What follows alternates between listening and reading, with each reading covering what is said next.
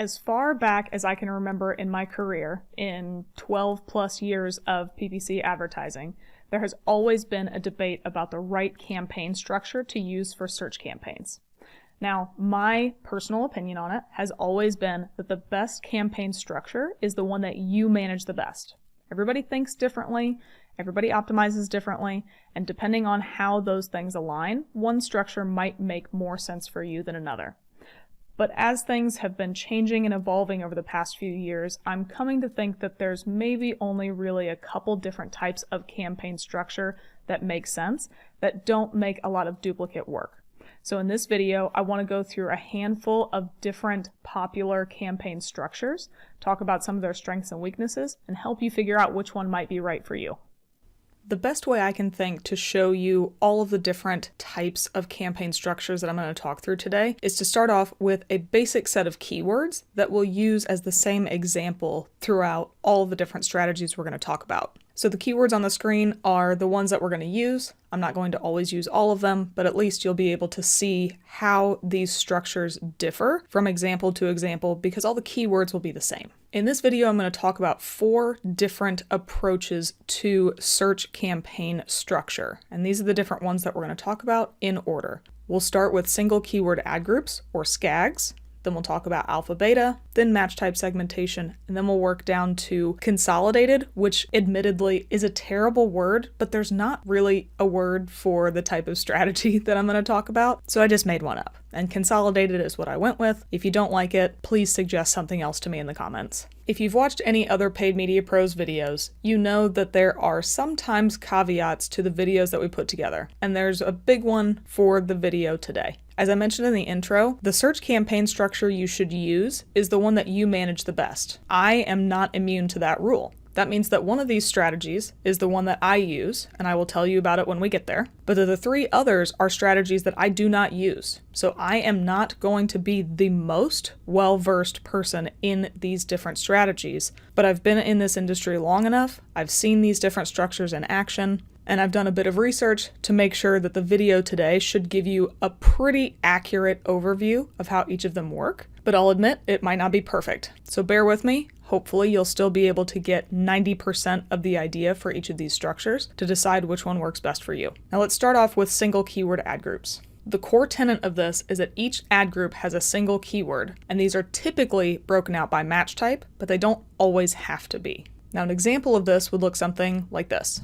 You have a campaign level, and it's just for the shoes list of keywords that we had to start. Each ad group ties to one of those keywords, and here you'll notice that each ad group only has one keyword, and that ties exactly back to the same name as the ad group. Now again, depending on the individual practitioner, in some instances, all of the match types will be in one ad group, but in most of the accounts I've ever seen SKAGs utilized, the match types are broken out by ad group. So you would see a list of ad groups that looks like this for exact match, and then you would see a second set that is for phrase, and a third that would be for broad. So while I only have 6 ad groups and keywords on the screen, for a full broken out list of single keyword ad groups, there would actually be 18, one that's a set of exact, one that's a set of phrase, and one that's a set of broad. Now let's talk about the pros and cons of single keyword ad groups.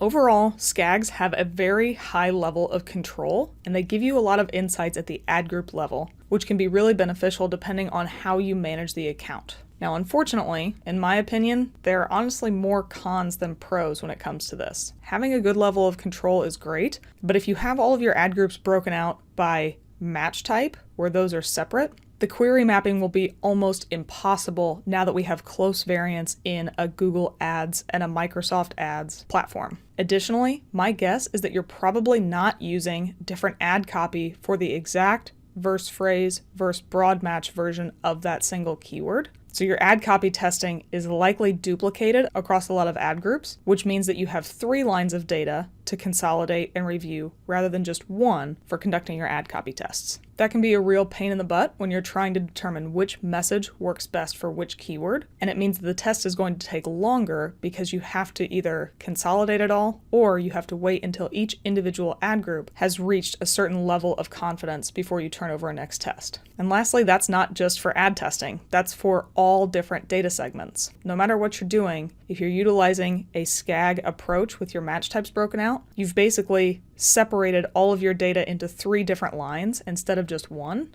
and made it a bit harder to optimize on. The next structure is alpha beta. And here we start to group things together, but it's going to be based on performance. All top performing keywords are added into a single campaign as exact match, and that creates the alpha campaign, where your alpha keywords will live. And then all lower performing keywords, or beta keywords, are in separate campaigns, and they're added as non-exact, whether phrase or broad match, to help find new queries and try to find growth, while also knowing that those will likely perform on a lower level than your alpha keywords. Those beta keywords are then utilized to find new queries that perform really well that will eventually be added to the alpha campaign. So here's what that might look like. On the left, we have the alpha version where we have 3 keywords that I've identified for this example that perform really well: women's running shoes, men's Nike running shoes, and Nike hoodies. And those are all added as exact match in that alpha campaign. And then in the beta campaign, we have 4 additional ad groups, 4 different keywords, and you can see that I've left them as broad, but this could also include phrase match keywords as well.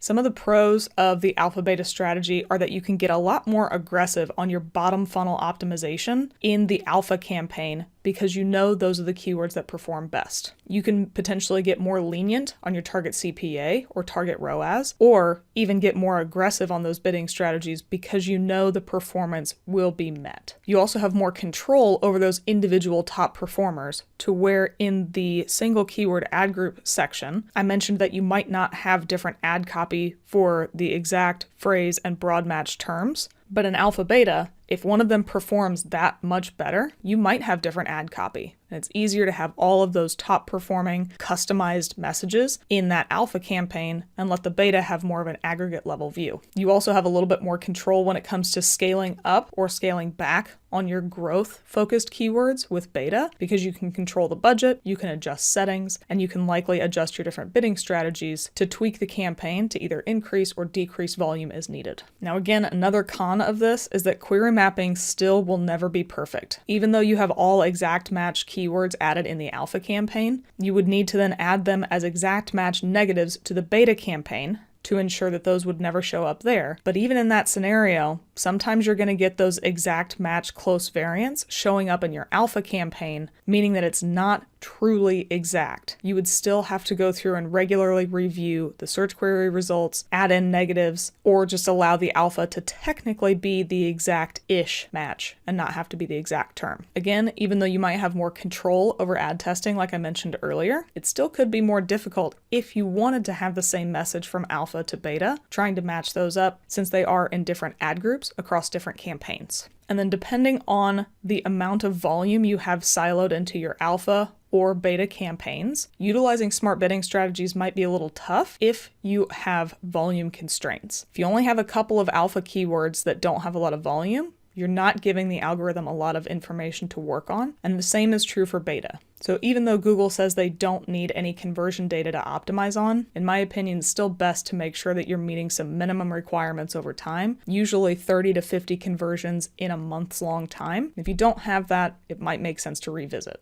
Now the next campaign strategy is one that used to be utilized a lot and is going a little bit more by the wayside recently with all the different changes to close variant keyword match types. And rather than focus too much on the match type changes right now, I'll refer you to the video at the top of the screen right now, published in June of 2022, that gives the most accurate view of Google Ads match types as of the publication of this video. So for a match type campaign structure, all of the keywords are added with multiple different match types, but those match types are segmented either by the ad group or the campaign. And I've seen this done in both ways, but I'm going to show you how the campaign level would work. And then we'll just talk about how the ad group level might look. So here, We have the keywords added to the campaigns. There's a single keyword usually in each ad group, even though it doesn't have to be a single keyword. But all of the match types are broken apart by campaign. So on the left, we have the exact match set of keywords. On the right, we have the phrase match. And as a third example, you could have a broad match campaign.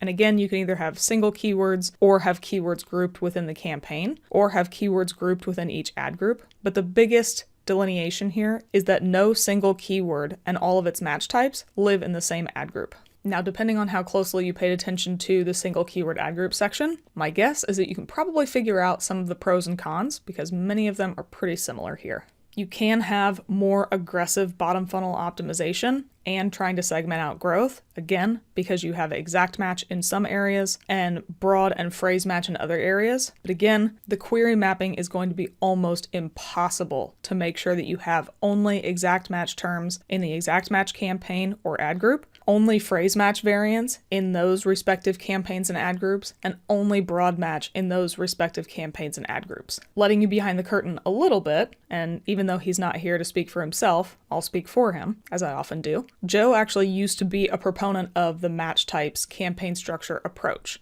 This was his go-to, it's what he managed best, but over the last few years, because of the adjustments to how match types work, he shifted further and further away from it because it just has become nearly impossible to maintain the same level of control that he used to have in the past. So if you're somebody who currently utilizes this match types approach, I'd be curious to hear if you still find it valuable or if you're finding it easier to shift into a different structure approach. Now, the last campaign option, again, terrible name, is Consolidated. And I can say it's a terrible name because this is actually the one that I use.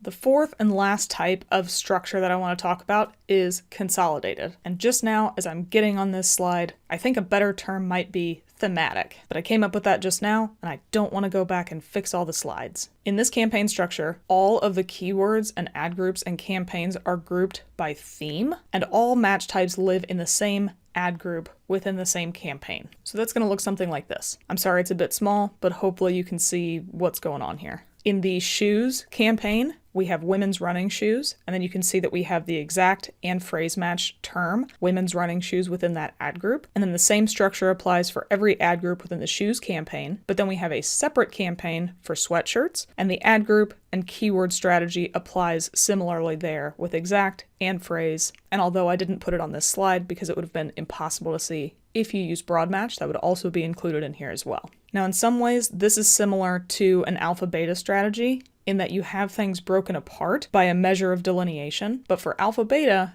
that measure is based on performance. For this consolidated or thematic campaign structure, it's based really on what the keywords themselves are, more so than the performance itself. So I'll hop back to the alpha-beta strategy slide real quick, and here you can see that there are keywords for shoes and hoodies in the alpha strategy. You can see that there are keywords for shoes and hoodies in the alpha campaign. And although I don't have them listed here, there would be also keywords for shoes and sweatshirts in the beta strategy. But in the thematic version, all of the keywords based on the different product groups are together in a single campaign and then delineated by ad group. Now, I told you I would let you know which strategy is mine that I personally utilize and manage best.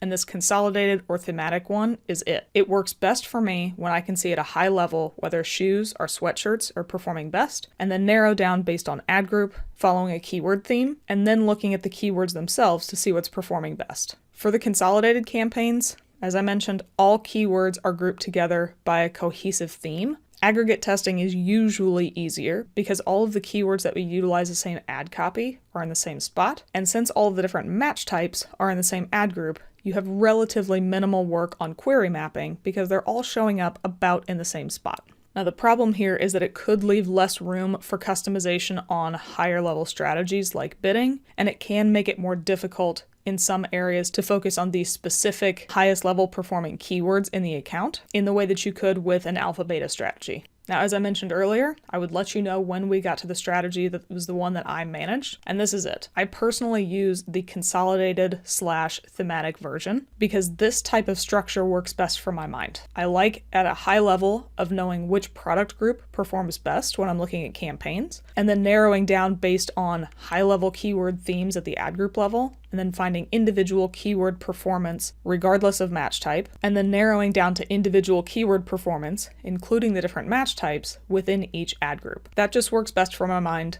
It always has. This is how I've always built out campaigns, with all of the match types for a keyword in the same ad group, and then those ad groups are grouped together based on a high-level theme.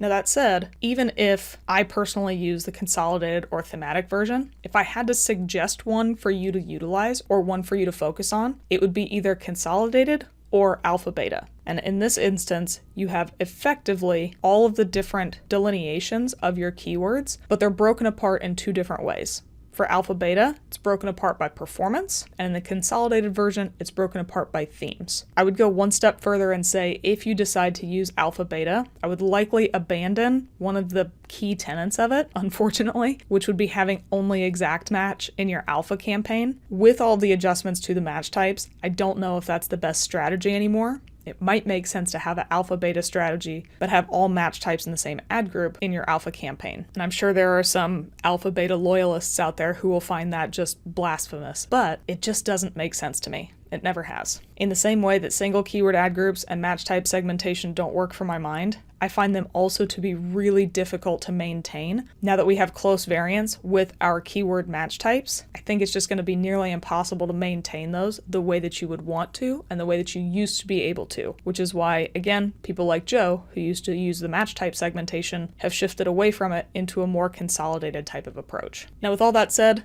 as I mentioned earlier, there is no right structure. They all have their pros and cons. It really just comes down to which one makes the most sense for you and which one you're going to manage best. So hopefully with that, you have a better understanding about how each of these structures work, or at least enough to where you can get started doing a little further research to figure out which one might work best for you, so you can build out the campaigns to get the performance that you need and make it as easy as possible to manage. If you have any questions about these campaign structure approaches or anything else that has to do with search advertising, I'd love to hear about it in the comments below.